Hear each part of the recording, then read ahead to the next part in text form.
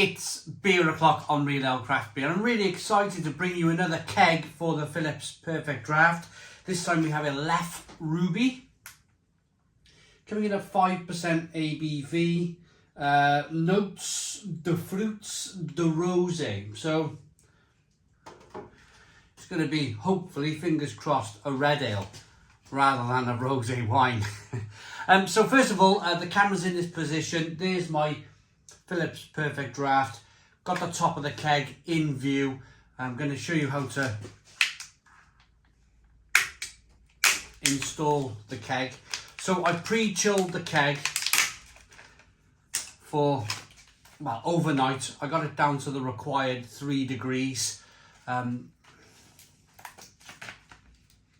If you pre-chill your keg, you're taking a lot of pressure off the cooling system on your Phillips Perfect Draft. These machines weren't really designed to take a keg from ambient temperature down to 3 degrees. You could probably do it a few times, but you're probably going to wreck your cooling system on your Phillips Perfect Draft. Stick it in your fridge overnight, grab it the next day, fit it to your system. That's what would be my advice to you guys. So I've just got the tap line from the top of the keg. Open your doors.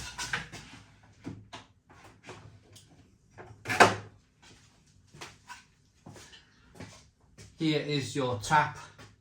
So some people choose to fit the tap to the top of the keg first and then feed the line in, but I would prefer to, if you got 2 hands on it, some people say if you pour as well, get it in the pour position, it'll slide in nice and easy. Yeah, that's a really nice, fits like a glove kind of thing going on there. So yeah, slide it in, click it into position. You will see then that hose comes out the bottom of the tap. It means that you get a fresh beer line with each keg. No cleaning beer lines, no messing about. You get a new line every time you buy a new keg for your Phillips Perfect Draft. So you quite simply then put it on the top of here, push it down with a bit of force. There you go. And that's it, we're fitted. So grab hold of your keg.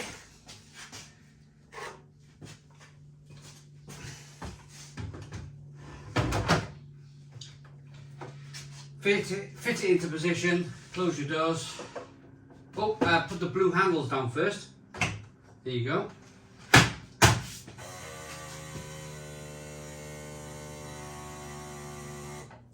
Machine makes a noise. It tells you there's 30 days on the keg. It tells you how much beer you got in your keg, and it gives you the temperature of your keg on the front of your machine. And they're basically the main kind of things you need to know when you're pouring a beer. How much beer do I have? What temperature is it? And how many days have I got to drink it? So I put it in at 12 degrees. It's already went to 11, 10. It's going to make its way to 9 in a second. It'll make its way all the way down to 3 degrees, I imagine, being in my... There you go. Being in my fridge overnight. I've chosen this glass. I don't have a Leffe glass to hand, but I have this glass. I'm going to show you how to pour a beer now. So, first thing you're going to want to do is pour some beer through your line. Just pour a little bit of beer through.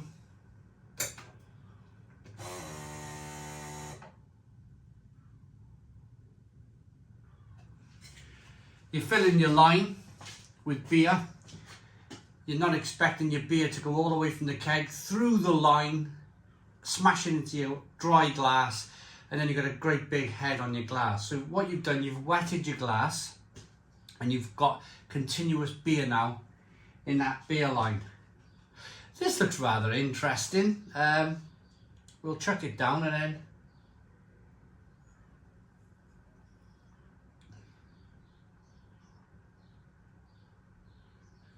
it's interesting. Oh, that's interesting. Let's pour a beer.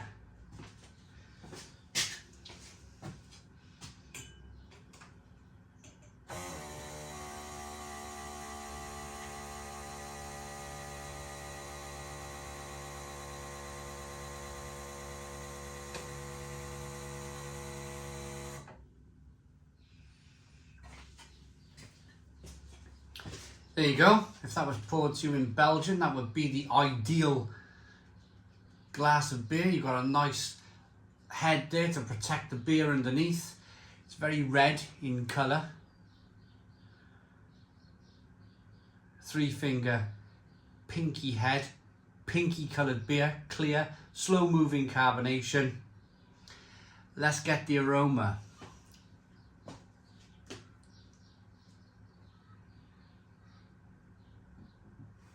It's got the base of a beer, you definitely get the malt in there.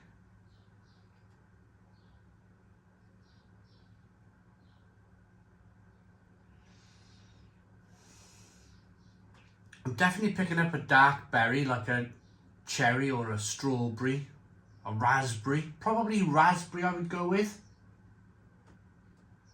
Yeah, I'd say raspberry.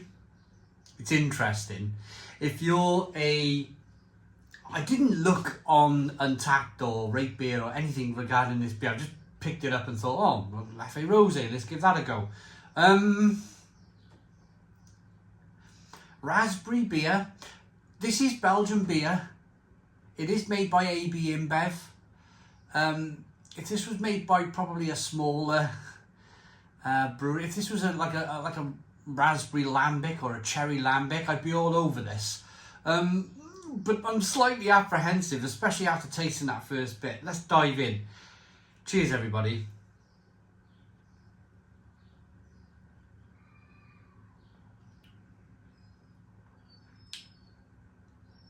It's really sweet. Really, really sweet. Probably one of the sweetest beers I've ever reviewed on the channel. If you're a fan of sweet things, sweet raspberry type things, beer, sweet beer, then you'll probably like this. You probably really would like this. If any of you tried Hoegaarden Rosé back in the day,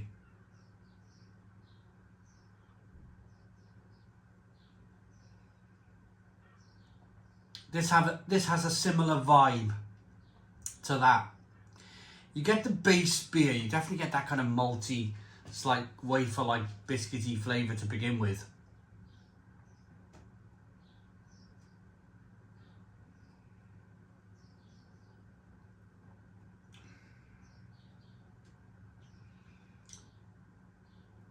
A little bit of carbonation, not overly carbonated.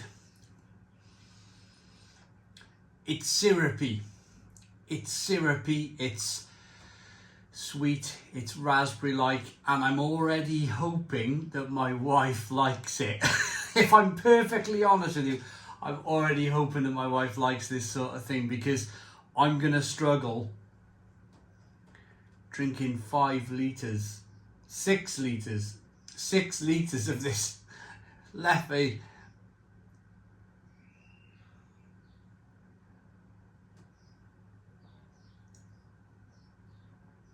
Ruby. Leffe Ruby.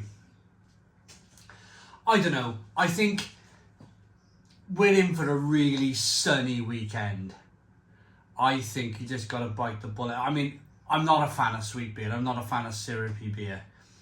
But I think let the barbecue, like the barbecue, throw some food on the barbecue and just do your best to enjoy it in the sunshine. It's definitely a summer's drink. It's definitely a sunshine, summer, barbecue, have fun, that sort of thing. But most beers are like that anyway. But I'm really hoping my wife likes it. I'm really hoping she drinks her fair share of this on the weekend, so we can get it done. We can get it drunk. Because in truth, I'm not really much of a fan. I'm not much of a fan of this. I don't like to do research before I buy my kegs, before I buy my beers, because I'll never get round to trying anything. If I would have looked this up, I would have never have bought it, and I wouldn't have been here now telling you that I'm drinking this really syrupy, sweet raspberry style beer. So there are benefits to it, isn't there? The benefit is that I'm going through this kind of trauma, and you don't have to. Oh, it's very sweet. It's not for me. It's not for me, but an interesting brew. An interesting brew. I like bitter, hoppy, malty Belgian. I like Belgian beers. It's just I wasn't expecting this to be so. I was kind of expecting, if I'm honest, it to be more of a Belgian red, more of a kind of like a red malts in here, rather than raspberry concentrate. But hey ho, for me, it's not. There's no off flavours, there's nothing wrong with the beer, it's just not my style of beer. So I'm going to give it a 6 out of 10. 6 out of 10 from Real Ale Craft Beer. Please put your comments in the comments box, subscribe to our daily beer and food reviews, give us a big fat thumbs up. Boom! Cheers!